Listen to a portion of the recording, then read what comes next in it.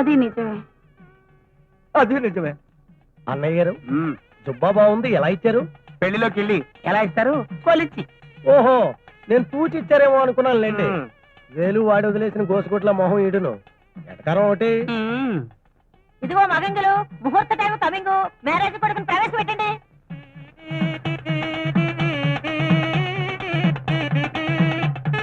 ఎడం కాలు.